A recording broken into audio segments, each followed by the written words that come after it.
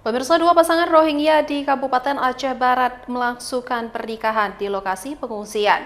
Pernikahan digelar secara sederhana itu disaksikan puluhan warga Aceh. Usai prosesi pernikahan berlangsung sebagai tanda bersyukur mereka berbagi permen untuk warga yang menyaksikan. Beginilah kegembiraan calon mempelai pria warga Rohingya saat diarak masuk dalam tenda pengungsian untuk menjalani prosesi pernikahan di halaman belakang kantor Bupati Aceh Barat.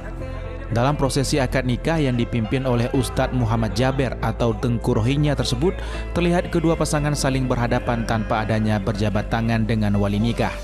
Tidak seperti akad nikah pada umumnya, namun prosesi akad nikah mereka hanya melalui lisan atau ucapan serta disaksikan sejumlah orang saksi karena menggunakan mazhab Ghazali.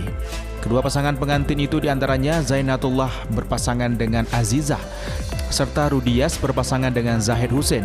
Mereka berkenalan dan saling suka saat berada di kamp pengungsian Aceh Barat. Salah satu mempelai pria Rohingya, Zainatullah, dirinya mengaku pernikahan secara sederhana serta tidak memakai mahar, selain karena musafir dan sama-sama kurang mampu, serta berada di lokasi pengungsian. Indonesia camp and married me and Zainatullah and Ajidah. No, married me. Islam religion and Rohingya religion and married me today. Alhamdulillah. So, thank you so much.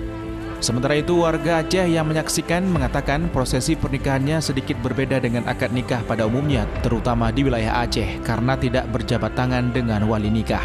Proses pernikahannya sedikit berbeda dari kita yang di Aceh ya, karena kalau kita di Aceh biasanya pas ijab kabul kita pegang tangan antara wali sama yang pengantin. Tapi untuk malam ini saya nggak lihat itu ya. Dengan mereka menikah itu mereka bisa menghindari dari maksiat-maksiat, apalagi kita dengar syariat dan ustadz yang mengerti bahwa ini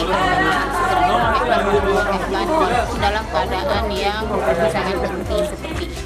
Usai pelaksanaan prosesi pernikahan, sebagai tanda bersyukur, warga Rohingya membagikan permen dan snack ke sejumlah tamu undangan dan warga yang menyaksikan.